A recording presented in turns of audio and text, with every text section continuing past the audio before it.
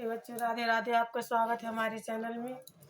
तो कल हमने आपको बायोलॉजी फिजिक्स और कुछ बायोलॉजी से संबंधित क्वेश्चन बताए थे। आशा करते हैं आपको कुछ ना कुछ तो समझ में आए ही होंगे और इसी तरह आगे कड़ी लेते चलते हैं हम। देखिए, आप लोग मन लगा के पढ़ेंगे तो निश्चित है कि आपको कुछ ना कुछ बनेगा। और अगर आप ऐसे ही देखेंगे कि नहीं पढ़ना है, देखना अलग होना है, तो फिर वो क्वेश्चन याद नहीं होंगे। तो हम फिर से आपको एक बार इन्हीं के बायोलॉजी की ओर आज लेके चल रहे हैं क्वेश्चन की। इसमें आपका जैसे एक क्वेश्चन और वेरी इंपॉर्टेंट क्वेश्चन है, प्लेसेंटा किसे कहते हैं। ये इंटर में भी और हाई स्कूल दोनों में है। ठीक है, तो इसे वाष्पोत्सर्जन का, आप लोगों ने वाष्पोत्सर्जन क्रिया जो पढ़ी थी उसी के अंतर्गत प्लेसेंटा भी का कार्य होता है कि नमी को वाष्प में परिवर्तित कर देना। ठीक है, जो तो ये वाष्पोत्सर्जन की क्रिया होती है। मैंने आगे के क्वेश्चन में डाला है, आप इस क्वेश्चन को वहाँ से भी देख सकते हैं। या तो आप वाष्पोत्सर्जन पेड़ पौधों से नमी को सोख करके, ठीक है, जो जल होता है जल की मात्रा को सोख के नमी के रूप में वाष्प में परिवर्तित करने को प्लेसेंटा कहते हैं। आप ऐसे भी इसको कर सकते हैं। अब आपका इसी से संबंधित और क्वेश्चन आता है, सूक्ष्म जीवाणु क्या होते हैं और इनसे हमें क्या लाभ होता है। ठीक है, ये इंटर के लिए बहुत वेरी इंपॉर्टेंट क्वेश्चन है और हाई स्कूल वालों के लिए भी है, दोनों के लिए है।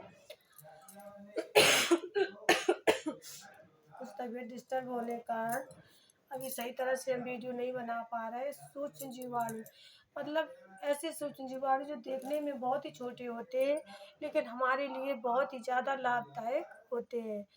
इसे सूक्ष्म जीवाणु, इनकी संख्या क्या होती है, बहुत ज़्यादा होती है। ये इस तरह से बढ़ते हैं जैसे 2 दूनी 4, 4 दूनी 8 और 8 दूनी 10, ऐसी संख्या में ये बढ़ते हैं। और इन्हें सूक्ष्म हम अपनी आंखों से न देख भी नहीं सकते हैं। सूक्ष्मदर्शी का चश्मों का जब प्रयोग किया जाता है तब इन जीवाणुओं को देखा जाता है। और जैसे हम बहुत से अपने औद्योगिक व्यापार कर रहे हैं, उन जैसे हम पनीर बना रहे हैं, ब्रेड बना रहे हैं, टोस्ट बना रहे हैं, शराब बन रही है, अल्कोहल बन रहा है उसी का, सॉरी, ठीक है। तो इन सब चीज़ों में सूक्ष्म जीव और दही, तो इन सब चीज़ों में जो सूक्ष्म जीवाणु होते हैं वो महत्वपूर्ण भूमिका निभाते हैं। इंटर वाले बहुत ध्यान से इस क्वेश्चन को देखना कि दही लैक्टो नामक जीवाणु से दही जमता है। ठीक है, इसी तरह से आपको पढ़ते जाना है क्या क्या चीज़ों में। मैं सिंपल रूप में आपको बता रही हूँ, आज कल थोड़ा इसको विस्तार से और बताऊंगी। तो अभी आपको इतना ही देखना है कि सूक्ष्म जीवाणु बहुत ही देखने में बहुत ही छोटे होते हैं लेकिन अधिक मात्रा में होते हैं। इनकी उत्पत्ति बहुत 2 दूनी 4 दूनी ऐसे होती है और ये हमारे लिए बहुत ही लाभदायक होते हैं। इनसे हम अपने अनेक प्रकार के उपयोगी सामान बनाते हैं, जैसे दही का जमना, ठीक है, अल्कोहल बनना और ब्रेड टोस्ट आदि बनाना। ईस्ट के माध्यम से ब्रेड बनती है। और इसी तरह से आप सॉस वगैरह बनाते हैं। जितने भी घरेलू उद्योग जो चल रहे हैं, खाने पीने के आइटम जैसे, इन सब में सूक्ष्म जीवाणु का प्रयोग होता है। तो इसको हमें ऐसे सिंपल रूप से क्वेश्चन अभी तोड़ लेना है। अब इसके बाद इसी के क्रम में हम आगे और बढ़ेंगे कि जैसे अब आता है कि प्राथमिक उपभोक्ता किसे कहते हैं। क्वेश्चन आया था। तो देखो, प्राथमिक रूप से तो आप पोषण से भी इस क्वेश्चन को ले सकते हैं या इसकी खाद्य श्रृंखला के रूप में से दर्शा सकते हैं। तो प्राथमिक उपभोक्ता वो होता है जो अपना भोजन स्वयं बनाता है। ठीक है, जो किसी से उसने जैसे प्राथमिक उपभोक्ता जो अपना भोजन स्वयं ग्रहण करता है। इस तरह से हम इस क्वेश्चन को तोड़ सकते हैं। और अगर लेना है हमें तो प्राथमिक द्वितीय उपभोक्ता, इसे परपोषण के अंतर्गत पूर्ण रूप से तोड़ा जाता है। वैसे ही परपोषण के अंतर्गत पूर्ण रूप से सही माना जाता है। तो इस क्वेश्चन को भी आप देख लेना थोड़ा सा। और देखिए, इसी के आगे बढ़ते हुए हम आगे क्वेश्चन की ओर जा रहे हैं। जैसे एक क्वेश्चन होता है इसमें बहुत आता है कि हाई स्कूल में इस बार आया भी था। मादा जनन अंगों के नाम कुछ बच्चे वो हो गए थे कि मादा जनक अंगों के नाम, तो इसमें कुछ नहीं है। जिन अंगों से, जैसे आपको मादा का अर्थ होता है स्त्री, तो स्त्री के अंगों के विषय में तो कुछ नहीं है। अंडाशय है, योनि है, गर्भाशय है, भित्ति है। इस तरह से आपको ये क्वेश्चन हेडिंग डाल के लिख देना है, ठीक है। और एक चित्र के रूप में इसको दर्शा देना था। ये भी क्वेश्चन कठिन नहीं है कोई, कि केवल समझने में दिक्कत हो गई थी। मैं आपको आज हाई स्कूल के पेपर के अंतर्गत क्वेश्चन बता रही हूँ कि कैसे आए थे और इंटर में क्वेश्चन कैसे आए थे, ठीक है।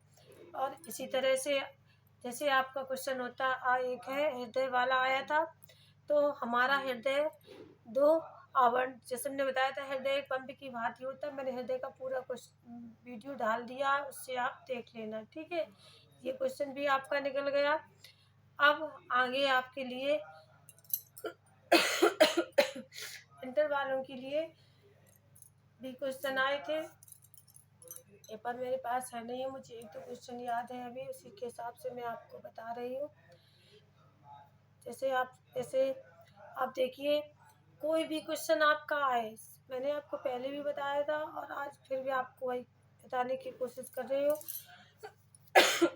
क्वेश्चन जैसा भी हो, लेकिन अगर उसमें एक दो पॉइंट आपके समझ में आ रहा है, जैसे डीएनए द्विखंडन, बहुखंडन, डीएनए किसे कहते हैं, उंगली छाप किसे कहते हैं, अगर आपको डीएनए ही बन रहा है तो आप डीएनए के माध्यम से सारे क्वेश्चन हल कर सकते हैं। तो आप बिल्कुल भी कुछ घबराइए नहीं।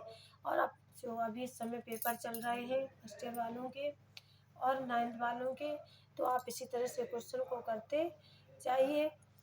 आप धीरे धीरे आप जैसे पढ़ते जाएंगे और उसी तरह से आपका ये क्वेश्चन आगे, तो इसी तरह हम आगे क्वेश्चन देखेंगे। एक क्वेश्चन और बहुत ज़्यादा ये क्वेश्चन आ रहा है कि मेंडल ने मटर के पौधे का ही इस्तेमाल क्यों किया।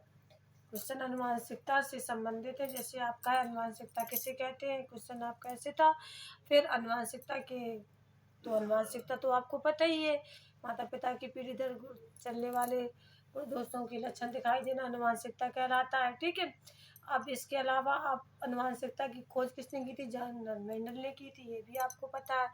कितने नियम है, 3 नियम है, प्राविकता का नियम, पृथक्करण का नियम, स्वतंत्रता का नियम और अवयव का नियम, ये 3 नियम है। इसके बाद अब क्वेश्चन आपका ये आ रहा है कि मेंडल ने मटर के पौधों का ही बीज का ही इस्तेमाल क्यों किया। तो सीधे आपको क्वेश्चन लिख देना कि मटर एक ऐसा बीज होता है जो बहुत ही जल्दी उग आता है। क्या होता है, उग आता है, ठीक है।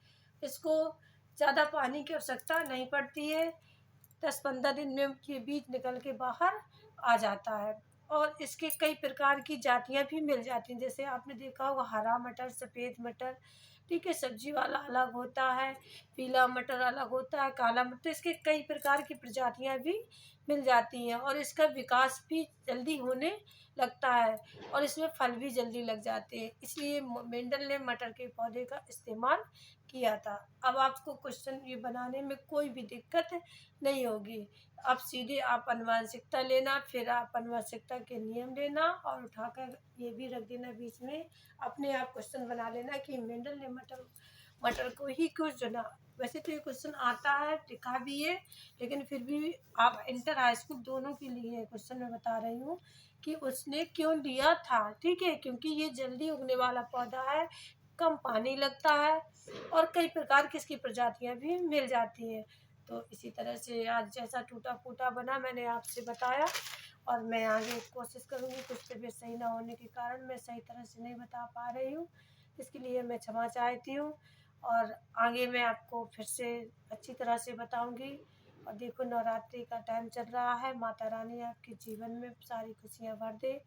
और देखो आज तो बहुत ही अच्छा दिन है, हमारे यहाँ पंचमी में घर घर जोत जलाई जाती है, मंदिरों में जोत जलती है।